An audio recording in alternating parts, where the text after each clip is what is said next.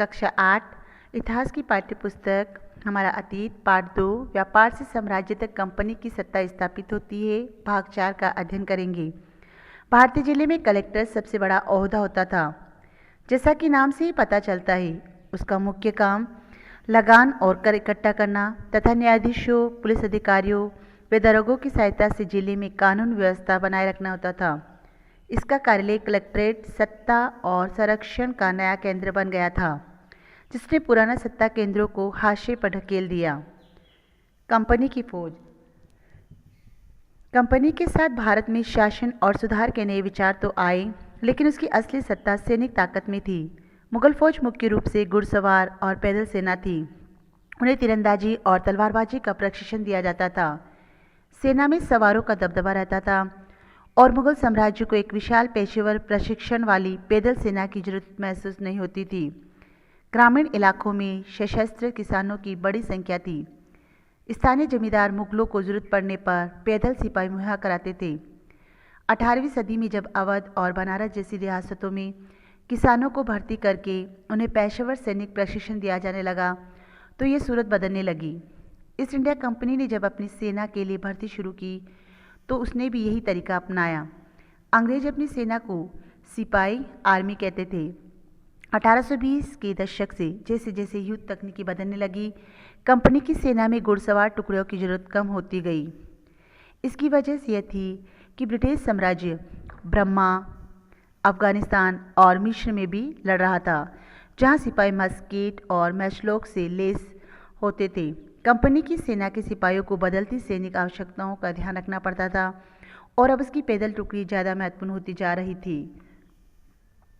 Musket होता है पैदल सिपाहियों द्वारा इस्तेमाल की जाने वाली एक भारी बंदूक, और मैचलॉक होता है शुरुआती दौर की बंदूक जिसमें बारूद को माचिस से चिंगारी दी जाती है। 19वीं सदी की शुरुआत में अंग्रेज एक समरूप सैनिक संस्कृति विकसित करने लगे थे। सिपाहियों को यूरोपीय ढंग का प्रशिक्षण, अभ्यास और अनुशासन सिखाया जाने लगा। अब उनका जीवन पहले से भी ज्यादा नियंत्रित था। इस कोशिश में कभी कभी समस्या भी आ जाती थी, क्योंकि पेशेवर सिपाहियों की सेना खड़े करने के चक्कर में अंग्रेज कई बार जाति और समुदाय की भावना को नज़रअंदाज कर देते थे। भला लोग अपनी जातीय और धार्मिक भावनाओं को इतनी आसानी से कैसे छोड़ सकते थे? क्या वे खुद को अपने समुदाय का सदस्य मानने की बजाय सिर्फ सिपाही मान सकते थे? सिपाही क्या महसूस करते थे? अपने जीवन और अपनी पहचान, यानी वे कौन हैं, इस बात के एहसास में जो बदलाव आ रहे थे, उनको सिपाहियों ने किस तरह देखा? 1857 का विद्रोह हमें सिपाहियों की इस दुनिया की झलक दिखाता है। इस विद्रोह के बारे में आप अध्याय 5 में पढ़ेंगे। इस चित्र को देखिए। कंपनी के लिए काम करने वाला बंगाल का एक सवार एक अज्ञात भारतीय चित्रकार द्वारा बनाया गया चित्र है। मराठों और मैसूर के साथ हुए युद्धों के बाद कंपनी को अपनी घुड़सवार टुकड़ियों को मजबूत करने की अहमियत समझ में आने लगी थी।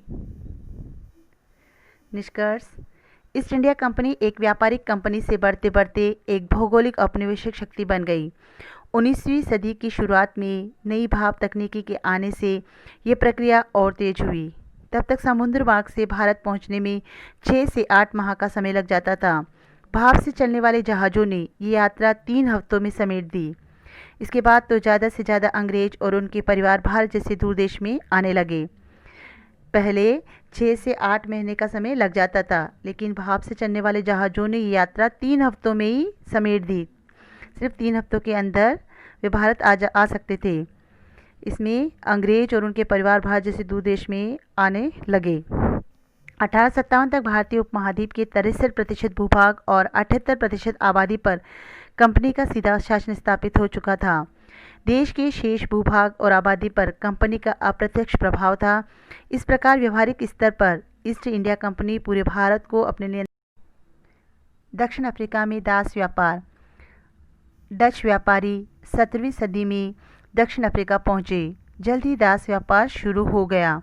लोगों को बंधक बनाकर जंजीरों में बांधकर दास बाजार में बेचा जाने लगा। 1834 में दास प्रथा के अंत के समय अफ्रीका के दक्षिणी सिरे पर स्थित केप में निजी स्वामित्व में दासों की संख्या 36,774 थी। 1824 में केप आने वाले एक यात्री ने वहां होने वाली नीलामी का आंखों देखा ब्यौरा प्रस्तुत किया। ये मालूम होने पर कि पशुओं की कृषि उत्पादों की नीलामी होने वाली है, हमने अपनी गाड़ी नए बैल खरीदने के लिए रोक ली।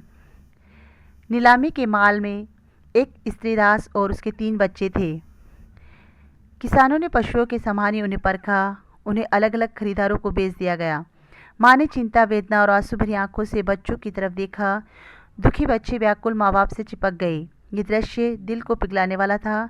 इसके विपरीत मौजूद दर्शकों के चेहरे हंसते हुए एवं असंवेदनशील थे।